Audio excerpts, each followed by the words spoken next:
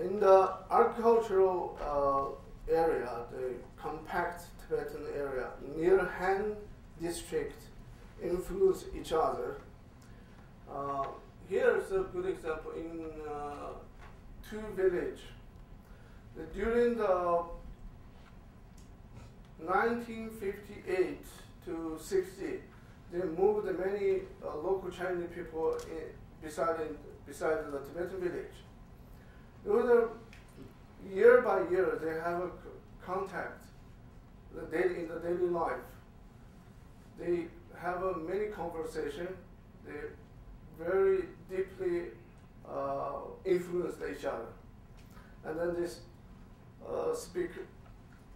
Now the local Tibetan villager more speaking Chinese. The Chinese are not Mandarin, they speak local dialect Chinese. They influence very much.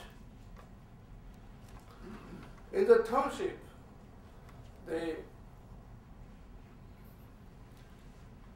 completely mixed. The kids are only speak Tibetan at home, but a few families. If both parents can speak Tibetan, their children can speak Tibetan.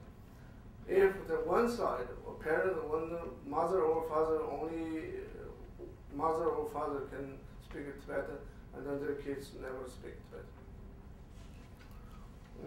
This situation also increasing because of the urbanization in all the Tibetan area.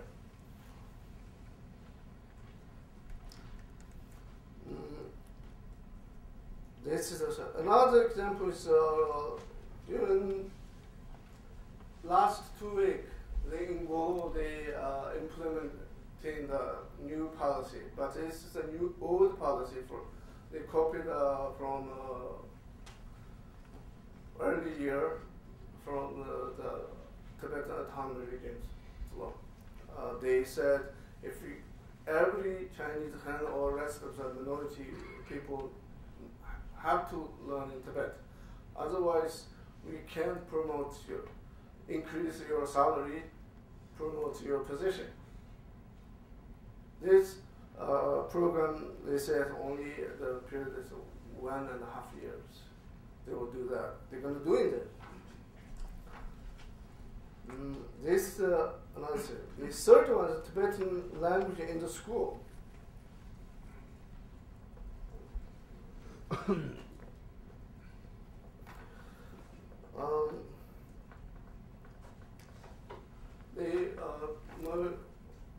As everyone sees the 4 previous speakers points out many things.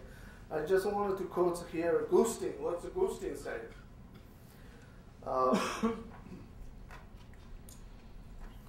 saying?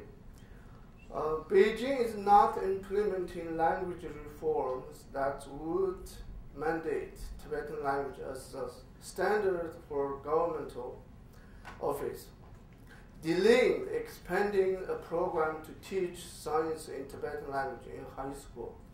Despite the evidence, a 6-year trial program that it is as effective or more effective than the normal Chinese language science class. Sometimes they delay. They see if we only we teach the all subject by only the Tibetan language, it's more effective. They know that, and then they delay to implementing the policy. It's not my quote. It's Gustin said that. And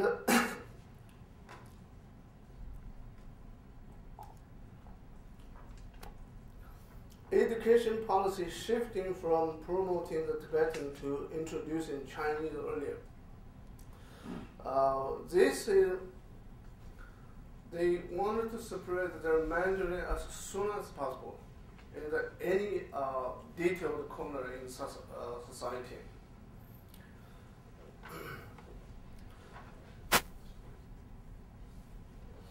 the fourth one, the Tibetan language in the monastery.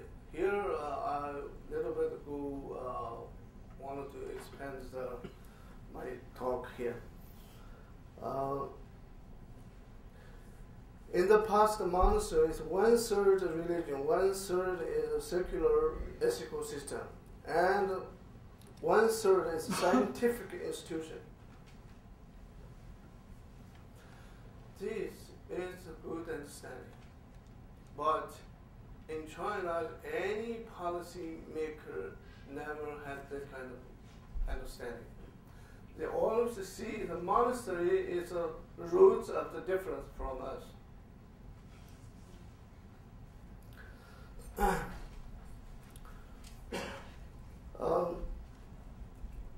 Clearly, for the villagers and all Tibetan people, the monastery is so important in the society. It's a cohesional structure that's holding the society, sustaining. But in the classical culture or classical literature, they using the Tibetan language is very perfect. No question about this. Now, my perspective for the monastery is they need to produce new cultural content by the perfect using the Tibetan language, and then using their new perfect Tibetan language with the new knowledge to influence the village. It's a very effective, I think, for the village. Otherwise, you only print the words. You haven't. It's just wasting the human resource. I think that that's what I would say that way, because your role in the society is not only to please breathe. You have more responsibility for the social side. And then, because the village are strongly following or believe in the monastery, if the monastery go beyond to do this work, it will be increase or enhance the Tibetan language in the local level.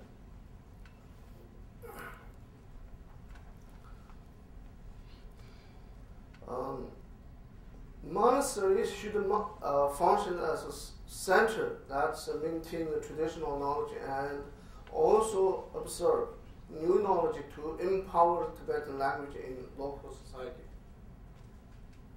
Again, here I need to clarify, I'm not saying to emphasizing the monastery power more in Tibetan society.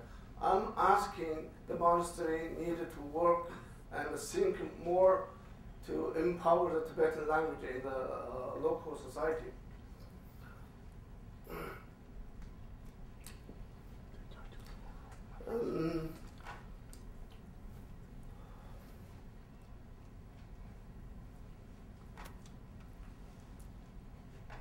By the above statement, I would like to emphasize that the village is the key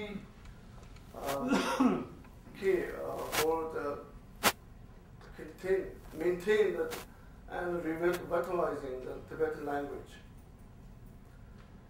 We see in the urban area how many Tibetan people live in the urban area. How many children in school? What do they learn?